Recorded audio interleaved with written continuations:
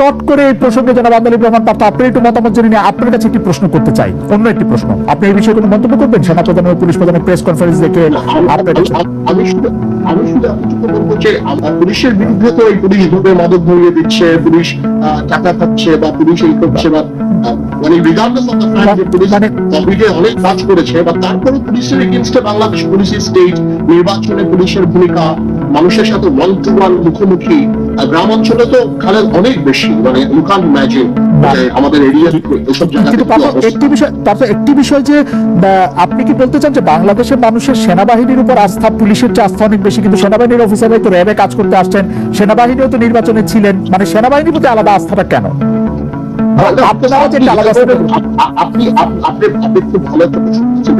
সেনাবাহিনীর প্রতি আস্থা প্রথম থেকেই মানুষের আছে, বিকজ সেনাবাহিনী একটা ডিসিপ্লিন ফোর্স এবং সেনাবাহিনী সাধারণ মানুষের সাথে সেরকম মিশনা তারা এক জায়গায় থাকে।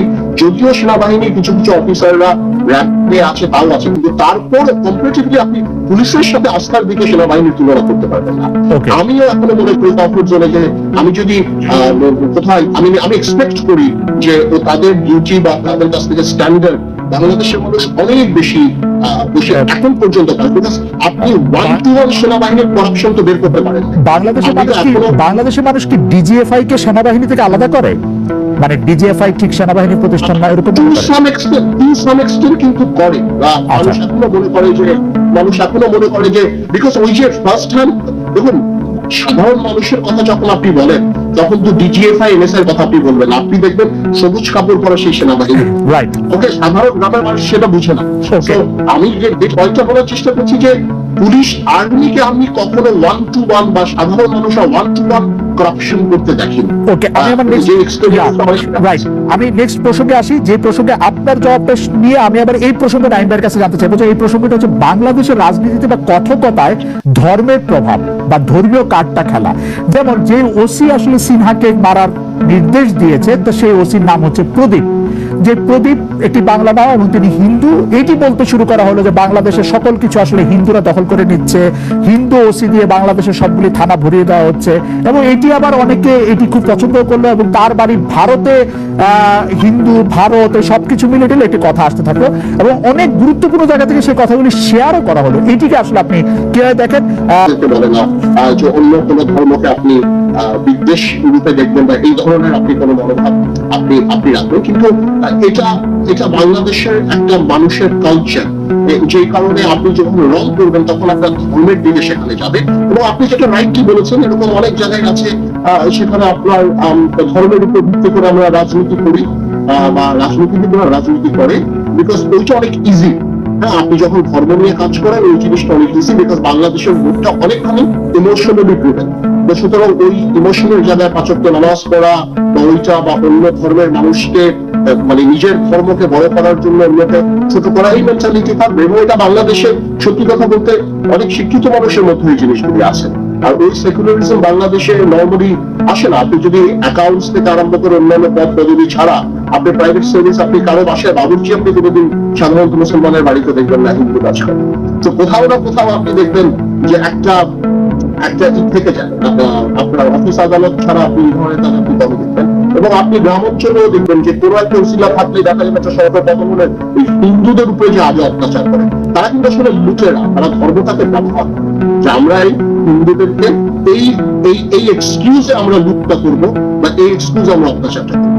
আমি মনে করি কি ইন্ডিভিজুয়াল আমাদের পার্সোনালিটির উপর নির্ভর করে, এবং আমাদের যখন প্রয়োজন হয় আমরা রাজনীতির উপর ভিত্তি করে এই জিনিসটা নিয়ে আমরা সামনে যাই। সেখান থেকে মোটামুটি একটা আইডিয়া আমরা বের করতে পারি, বাট ওরকম আমরা বের করতে পারি না। এখানে সংবাদ মাধ্যমকে না, নিশ্চয় সংবাদ মাধ্যমকে অনেক ট্রাই করে নিউজগুলি বের করার জন্য, আর তাদের একটা সোর্সিত নিউজগুলি বের করার হলো যে ওনাদের পুলিশ কি বলবেন বা ইনভেস্টিগেটিভ অথরিটি কি বলবেন। যেমন আমি সিনিয়র সাহেবের ব্যাপারে বলি, আমি কোনো একটা টেলিভিশনে দেখলাম যে এক ভদ্রলোক বললেন যে উনি প্রদীপকে নিজে দেখেছেন গুলি করতে এবং 6টা গুলি করা হয়েছে, কিন্তু পোস্টমর্টম রিপোর্ট আসলো 4টা গুলি করা হয়েছে কিন্তু 6টা ক্ষত হয়েছে। সো মেবি গুলি একটা ঢুকে বা অন্য দিক থেকে বেরিয়ে যেতে সামনে। সো অনেক কনফিউশন কিন্তু দাঁড়ায়। কিন্তু আমি মনে করতে পারি আজকে পর্যন্ত বাংলাদেশে 12 বছর এত কিছু এত সংবাদ মাধ্যমের প্রতি উপর এত চাপের পর বা সবকিছুর পর আমরা আজকে যতটুকু জানি আমরা কিন্তু খালেদ সংবাদ মাধ্যমের মাধ্যমেই জানি, সংবাদপত্রের মাধ্যমেই জানি। সুতরাং আমি এই ধরনের একটা ভীতিকর পরিস্থিতির মধ্যে আমি কিন্তু সংবাদ মাধ্যমের এই কাজটা খারাপ হলে তো ডিজার্ভিং, এটা তো আপনি তো সংবাদ মাধ্যমকে বাংলাদেশের বাইরে দেখতে পারবেন না, প্রত্যেকটা সেক্টরে যেমন আমরা হচ্ছে সেটা হচ্ছে, কিন্তু তারপরে লাইভলি বলে কিছু কিছু পত্রিকা কিছু অথেন্টিকেটেড নিউজ করে, হয়তো পরের দিন সেটা ফলো অন করে না। আর আমি মনে করি আরেকটা রিজন হতে পারে যে বাংলাদেশ, আমি জানি না বিশ্বের অনেক দেশে আছে হয়তো, কিন্তু বাংলাদেশে ম্যাক্সিমাম বড় বড় পত্রিকাগুলি বা আপনার যাতে বিশ্বাসযোগ্য সংবাদ মাধ্যমগুলি অনেক বড় বড় কোম্পানির একটা অংশ, বিশটা ভেঞ্চারের একটা ভেঞ্চার।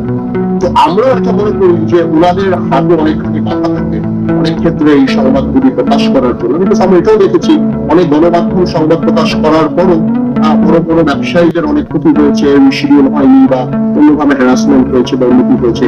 তো আমি মনে করি এটাও বাংলাদেশের জন্য কিন্তু একটা বড় জিনিস, যে লোকের 2000 কোটি টাকা ইনভেস্টমেন্ট সংবাদ মাধ্যমে তার 200 কোটি টাকা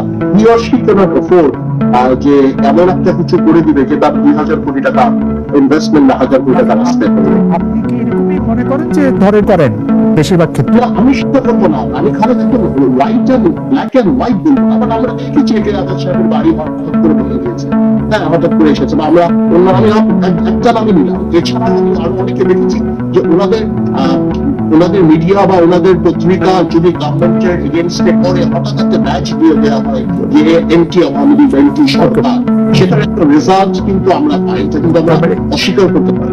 তবে অন্যদিক থেকে যদি আমরা চাটুকারিতা বা গভর্নমেন্টের অযাচিত প্রশংসা যদি দেখি, তাদেরও রাতারাতি আমরা ব্যাংকের মালিক হয়ে যেতে দেখি, অনেক বড় বড় ব্যবসা এই তো গেল মালিকদের পার্ট। তাহলে পেশাদার সাংবাদিকরা মানে একরকম চাকরি করে, অন্য আত্মীয় কর্পোরেট হাউসের চাকরির মতো চাকরি তাদের।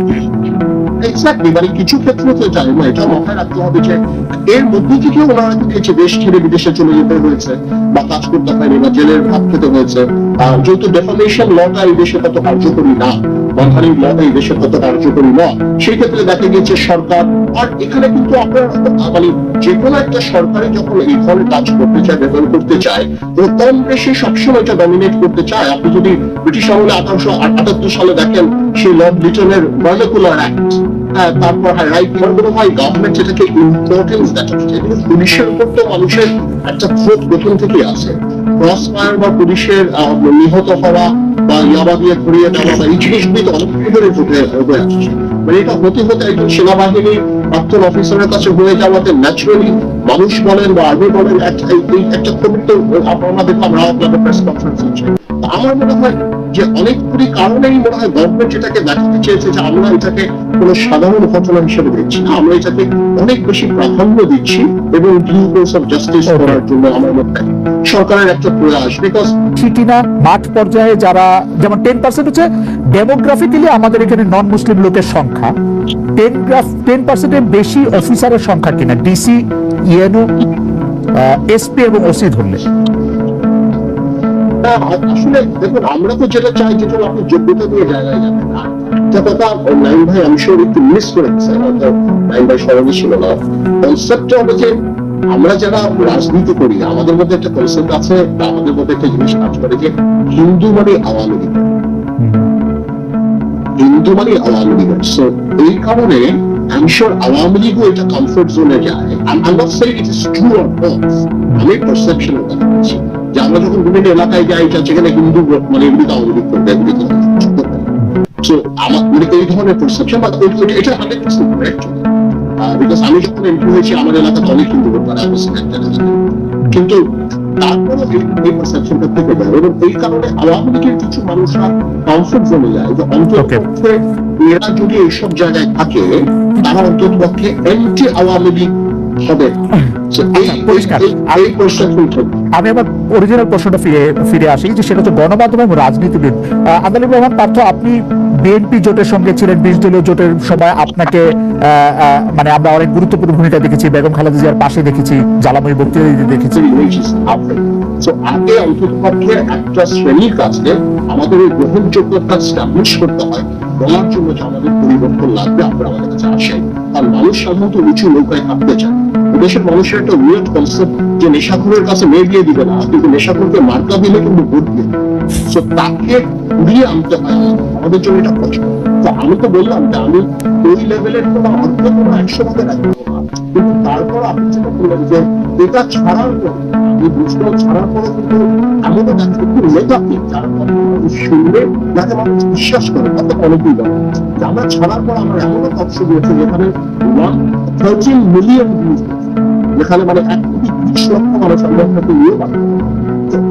আর ওই ভাই যেটা জিজ্ঞেস করলেন আমাদের 64 থেকে ছাত্র সমাজের কমিটি হচ্ছে, ঢাকার 125টা ওয়ার্ডের মধ্যে 17 ওয়ার্ড আমাদের কমিটি হচ্ছে, এবং আপনি সরকারে জানেন গত মেয়র নির্বাচনে আমি একটা কমিশনার করেছি যেখানে বিএনপির 7টা গ্রুপ, আমি 66 নম্বর ওয়ার্ডের কমিশনার, আমার দল আমাকে যেখানে আওয়ামী লীগ এত বড় দল, বিএনপি এত বড় দল, আমি চেষ্টা করছি একটা কথা বলতে যে আওয়ামী লীগ হলো বিএনপির উপর সবচেয়ে ভালো বাংলাদেশ, আর মারামারি করুন না। আজকের যে রাজনীতি সেটা 20 বছর পর বাংলাদেশকে এবং বা পৃথিবীতে রিপ্রেজেন্ট করার মতো অবস্থানে নেই, কারণ ওই লেভেলের ক্যালিবারের মানুষরা রাজনীতি আসছে। সুতরাং প্যাসিভ পলিটিক্স করেন, নো মারামারি, নো হরতাল, কাউকে টেনে নামাতে হবে না। আওয়ামী লীগের মধ্যে এনাফ ব্যাকটেরিয়া আছে, আওয়ামী লীগকে নামিয়ে দিবেন, বিএনপির মধ্যে এনাফ ব্যাকটেরিয়া আছে, নামিয়ে দিবেন। আপনারা আপনি এটা বলেন না যে উই হেট পলিটিক্স, আপনারা পলিটিক্যালি কনসার্ন হন, আমাদের সাথে কাজ করেন, এবং আপনি অবাক হয়ে যাবেন অভূতপূর্ব রেসপন্স পাচ্ছেন। আমার কোনো প্রশ্ন নাই। আপনি যদি আজকের বাস্তবতায় গণমাধ্যম এবং গুজব নিয়ে আপনার শেষ বক্তব্য যদি বলেন, গণমাধ্যমের ব্যর্থতায় আসলে গুজবের জন্ম দেয় কিনা? গণমাধ্যমের ব্যর্থতা আমি বলবো গণমাধ্যমকে থামিয়ে রাখা হয় এই কারণে কোন গণমাধ্যমের নিচ থেকে থামিয়ে রাখতে চায় না। গণমাধ্যম তো সৃষ্টি হয় কাজ করার জন্য, কিন্তু গণমাধ্যমের অনেক কিছু আছে তার উপর ভিত্তি করে গণমাধ্যম চুপ করে থাকে। তবে আমি নাই ভাই একটা কথা একটু জাস্ট আমি অ্যাড করি যে দুইটা পলিটিক্যাল পার্টি 21শে আগস্ট 15ই আগস্ট 21শে আগস্টের পর রিকনসাইল হওয়ার জায়গাটা এটা সত্যি কথা থেকে যাবে, কিন্তু আমরা এটাও দেখেছি যে পলিটিক্যাল কম্প্রোমাইজ কিন্তু হয়েছে। এরশাদ সাহেবের সময় দুই দল একসাথে আন্দোলন করেছিল, 1/11-এর সময় দুই দলের মধ্যে একটা ভ্রাতৃত্বপূর্ণ সম্পর্ক আমরা কিছুটা ক্ষেত্রে দেখেছি। তো আমার কথা হলো যে এটাও কিন্তু আমরা আমার মাঝে মাঝে দেখেছি, মানে এই ক্ষত থেকেই যাবে। আর আপনি যদি আমাদের ক্যারেক্টার অ্যানালাইসিস করেন বাংলাদেশিদের বা আমাদেরকে, যে আমরা সাধারণত এই ধরনের ক্ষত নিয়েই সামনে সবসময় অনেক ধন্যবাদ।